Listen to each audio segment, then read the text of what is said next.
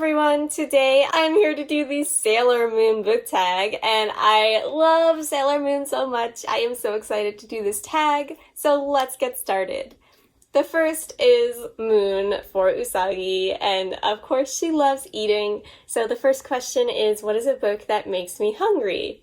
I haven't really read that many books about food, but I did read Julia Child's autobiography about her life in France, and wow, her descriptions of the food that she made and making her cookbook, her very famous cookbook, was just awesome to read about. Julia Child's life is very, very interesting. She's a very interesting woman and, of course, an amazing chef.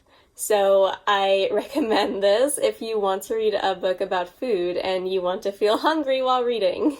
The next question is Mercury, my favorite of the main Sailor Scouts. Her question is a book that features science or technology, and I'm going to pick a book that I very recently read and loved. I gave it 5 stars. It is Project Hail Mary by Andy Weir. This book, I think, seamlessly blends a really fun, suspenseful thriller while also somehow being wholesome and soft, and also hard sci-fi technology. It is amazing. The technology is such that it feels like it could be real, even though it is very much science fiction. And I will admit, it is a little bit heavy on the science, but you don't really have to understand it.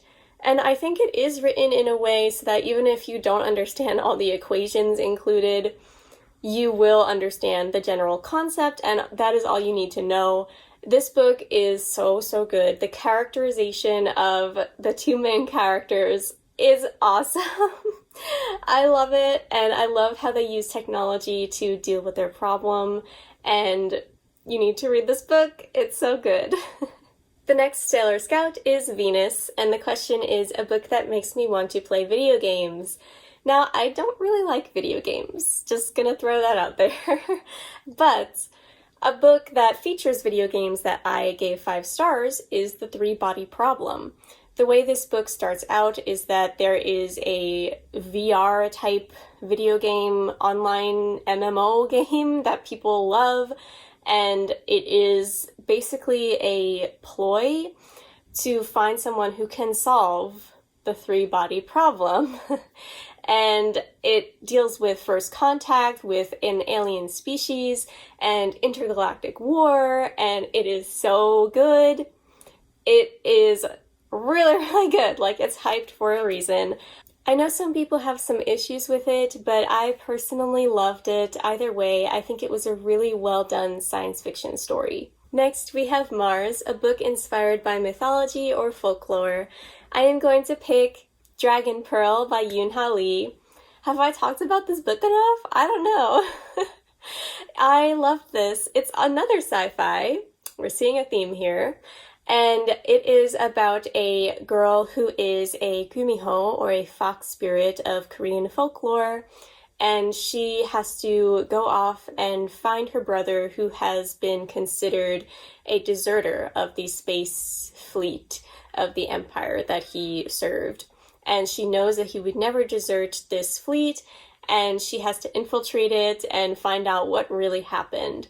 And I love this seamless combination of Korean folklore with sci-fi. Yoon-ha Lee is such a great writer.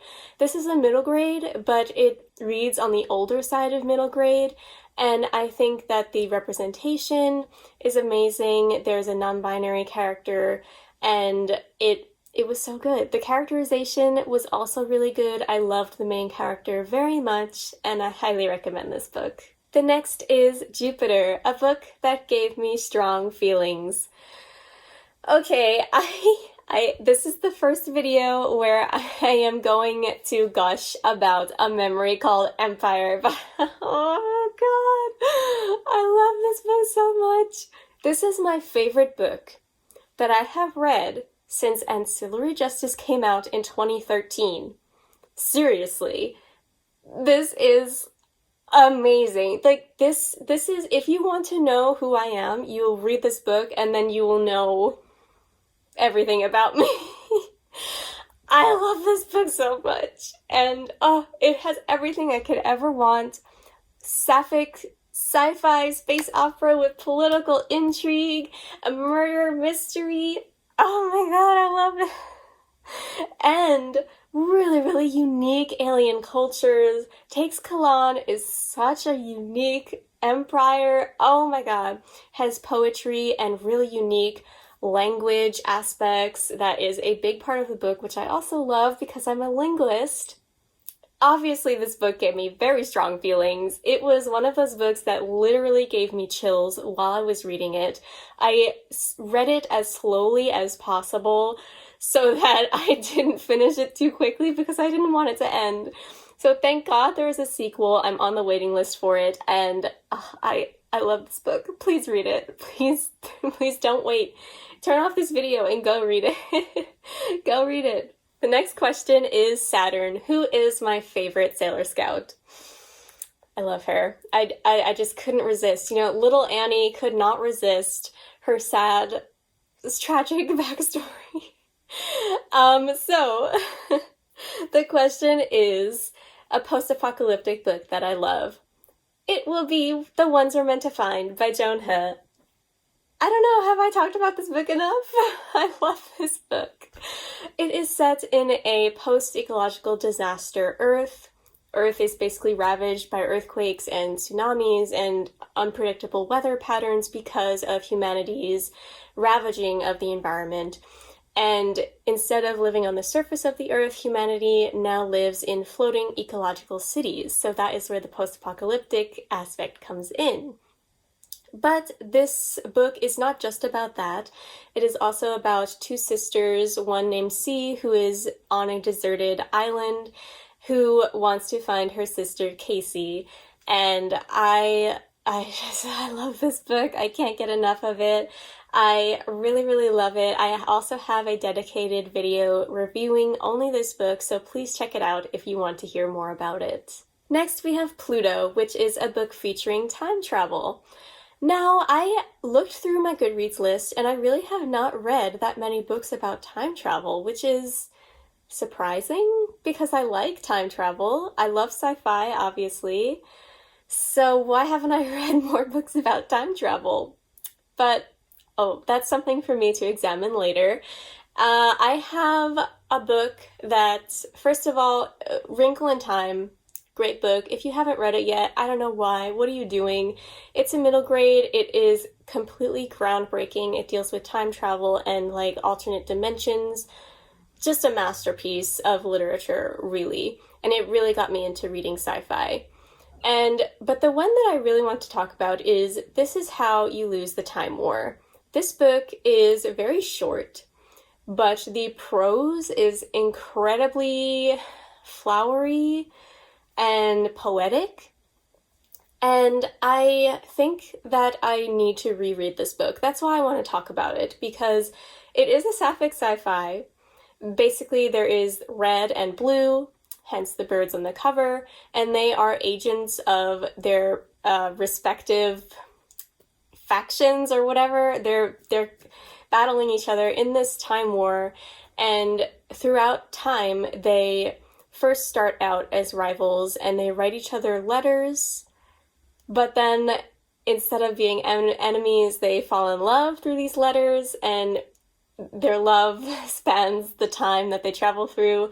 I think it's a beautiful concept. However, I think that while I did listen to this on audiobook, I think that maybe was a mistake because I found it hard to understand a little bit because the prose is so flowery. And it's not in a bad way because I do think it was beautiful, but it just made it hard to really understand the story that was happening. So the first read, I gave it 3 stars, but I think it definitely has the potential to rise to maybe a 4 or even a 5. I don't know. I have to reread it.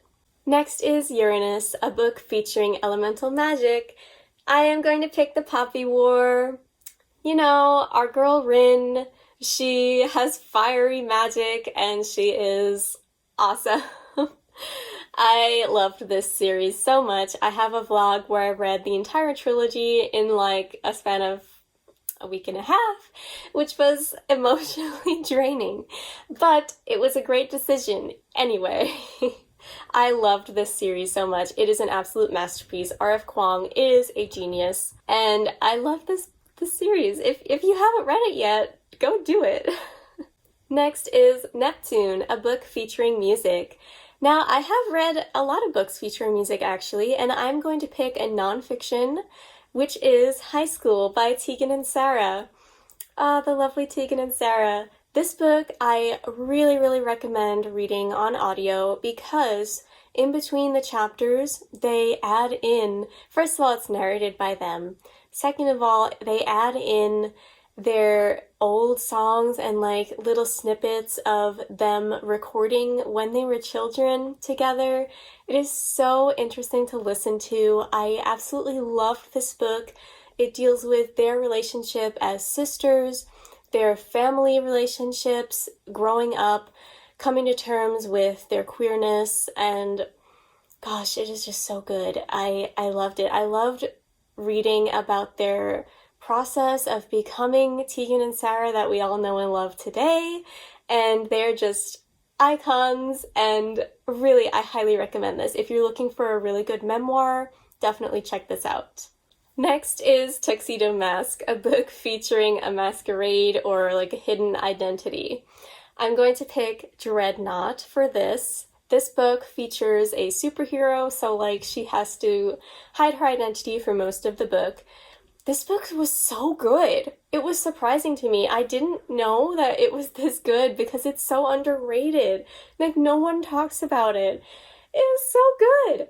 It's about this trans girl named Dani who meets a dying superhero named Dreadnought, and he basically gives her the mantle of his powers. Sorry, there's a bird outside my window. He gives her his powers, basically, and this magic that he has, his superpower, turns her body into what she always wanted it to be. So basically she transitions without her parents or anybody else knowing, and the reactions she gets are very interesting. I think it's quite realistic. It ranges from very supportive to heartbreaking and not very supportive at all.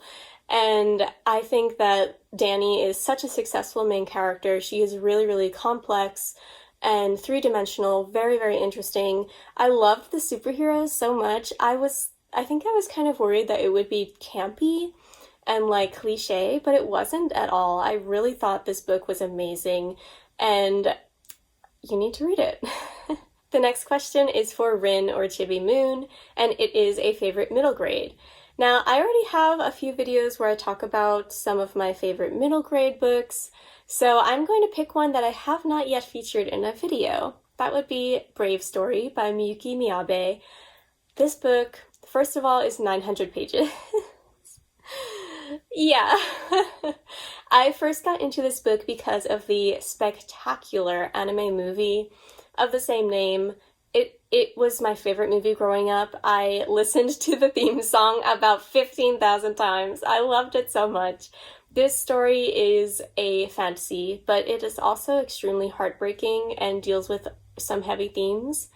It is about a 6th grader, yeah, I'm pretty sure, or a 5th grader in elementary school, and he deals with some things going on at home. His family's relationships are kind of falling apart, and some tragic things happen, and he doesn't know how to deal with it. You know, he's just a kid, and he can't deal with it. So he runs away to this fantastical land through a magic portal door, and he is given the chance to find these magical gems, and if he finds all of the gems, he gets one wish by the goddess of this land. So his goal is to wish for his family basically to go back to normal. But the people he meets along the way kind of change him and help him deal with the trauma that he is dealing with. And I love this book so much just thinking about it. I recently rewatched the movie, and I still loved it. I loved it so much. It is a really good book. If you're looking for a complex book about childhood trauma and also having fantasy elements, definitely check this out. It is amazing, and I'm hoping to talk about it in more videos because it needs more love. And then last, we have our favorite cats, Luna, Artemis, and Diana, and this question is a book for animal lovers, and I'm going to recommend The Beast Player. This is another book translated from Japanese, and I absolutely adored it. It is a fantasy. The main character becomes a caretaker for these creatures called the royal beasts, as seen on the cover.